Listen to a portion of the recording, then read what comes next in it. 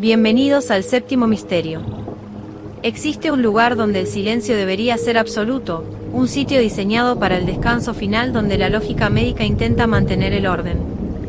Sin embargo, quienes trabajan en las guardias nocturnas de las morgues saben que la muerte no siempre es el final de la actividad física. Hoy abrimos los hilos más oscuros de Reddit para explorar las experiencias de patólogos, camilleros y forenses que descubrieron que los cuerpos no siempre se quedan quietos. Apaga las luces y prepárate, porque después de estos 4 relatos, entenderás por qué muchos prefieren nunca trabajar a solas con los muertos. El primer testimonio proviene de un técnico forense llamado Silent-Observer-88, quien trabajó durante años en una morgue judicial de alta afluencia. Él cuenta que su primera semana recibió un consejo inusual de su mentor: si escuchas que alguien exhala profundamente o intenta hablar desde una de las gavetas refrigeradas, no te asustes, es solo aire atrapado saliendo de los pulmones. Sin embargo, una noche mientras preparaba el instrumental para una autopsia matutina, escuchó un golpe seco y rítmico que venía del interior de la gaveta número 14. Intentó ignorarlo recordando la explicación científica, pero el sonido cambió. Ahora se escuchaba el roce de uñas largas rascando el metal desde adentro. Al acercarse, notó con horror que el termómetro digital de esa unidad marcaba una temperatura que subía rápidamente, como si algo adentro estuviera generando calor corporal. De pronto, una voz ronca y cargada de estática susurró su nombre completo a través de la rendija de la puerta. Aterrizado, abrió la gaveta solo para encontrar el cuerpo de un hombre que había llegado esa tarde totalmente rígido por el rigor mortis, pero ahora, el cadáver tenía los ojos abiertos de par en par y una mano firmemente cerrada sobre la sábana, como si hubiera intentado incorporarse. Lo más perturbador fue que al revisar las cámaras de seguridad más tarde, vio que mientras él estaba de espaldas, la sábana se movía siguiendo el ritmo de una respiración profunda y constante, a pesar de que el paciente llevaba más de 12 horas legalmente muerto. El ambiente en una sala de autopsias puede volverse gélido en un segundo, pero hay experiencias que van más allá de un simple reflejo post-mortem, entrando en un terreno donde la energía de los que se fueron parece quedar impregnada en las paredes de azulejo blanco. El siguiente relato nos lleva a un hospital universitario donde un estudiante de medicina aprendió que algunos pacientes se niegan a abandonar la mesa de operaciones incluso después de que su corazón se ha detenido. Ese primer encuentro con lo inexplicable deja una marca que ningún libro de medicina puede explicar. Pero cuando trabajas en un entorno donde la muerte es el pan de cada día, aprendes que los susurros son solo el principio. El segundo testimonio nos lo comparte Patologist-Nicmare, quien durante su residencia en un hospital público de gran antigüedad vivió una experiencia que lo obligó a cuestionar su cordura. Él relata que en las morgues grandes, el sonido de los compresores y el aire acondicionado suele ocultar ruidos menores, pero aquella noche el silencio era tan denso que podía oír el goteo de un grifo al otro lado del pasillo.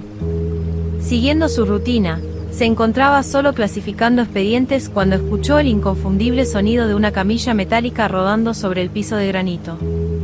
Al asomarse al área de depósitos, vio que una de las camillas que minutos antes estaba vacía y frenada, ahora se encontraba en medio del pasillo, bloqueando el paso hacia la salida.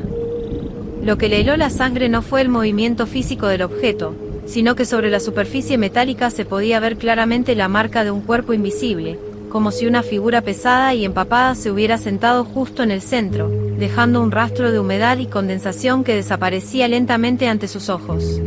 Desesperado por encontrar una explicación lógica, revisó los sensores de movimiento, pero estos no se habían activado en ningún momento. Fue entonces cuando sintió un aliento gélido en su nuca y una presión en su hombro, como si alguien estuviera intentando leer por encima de él lo que escribía en el acta de defunción. Al girar bruscamente, no había nadie, pero en el espejo de la estación de limpieza quedó grabada por unos segundos la silueta de un hombre vestido con ropa de paciente, cuya mirada vacía se clavó en la suya antes de desvanecerse en el vapor del aire frío. Esa sensación de no estar solo frente a lo inanimado es algo que persigue a muchos profesionales del sector, pero a veces el fenómeno no es visual ni táctil, sino algo que desafía las leyes del sonido y la comunicación. El próximo relato nos lleva a una funeraria familiar donde un joven aprendiz descubrió que los teléfonos de la oficina pueden conectar con lugares que no deberían tener línea, recordándonos que las últimas palabras de una persona a veces tardan un poco más en llegar a su destino. El eco de una presencia invisible en una sala de autopsias es suficiente para hacer que cualquiera abandone la profesión, pero existen situaciones donde lo paranormal utiliza la tecnología para recordarnos que el vínculo con este mundo no siempre se corta en el momento del deceso. El tercer relato pertenece a Grave-Sif-Ethan, quien trabajaba como recepcionista nocturno y asistente en una funeraria de gestión familiar. Su labor consistía principalmente en recibir las llamadas de los hospitales y organizar los traslados, pero una noche de tormenta eléctrica, la centralita telefónica comenzó a actuar de manera errática. A las 3 de la madrugada, el teléfono de la oficina principal sonó, pero la pantalla de identificación mostraba que la llamada provenía de la extensión interna ubicada dentro de la misma sala de preparación, justo donde en ese momento descansaban 3 cuerpos que habían llegado apenas una hora antes. Al contestar con miedo, solo escuchó el sonido de una respiración dificultosa, entrecortada por lo que parecía ser el gorboteo de agua en los pulmones. Una voz femenina, débil y cargada de una tristeza infinita, repitió 3 veces un número de teléfono celular antes de que la línea se cortara abruptamente. Movido por una mezcla de terror y deber, Ethan marcó el número que había memorizado y le contestó un hombre que, al escuchar la voz de la mujer grabada en el buzón, rompió a llorar. Era el esposo de una de las fallecidas que estaba en la sala. Él explicó que su mujer había muerto ahogada en un accidente esa misma tarde y que ella siempre le había prometido que le avisaría cuando llegara a salvo a su destino.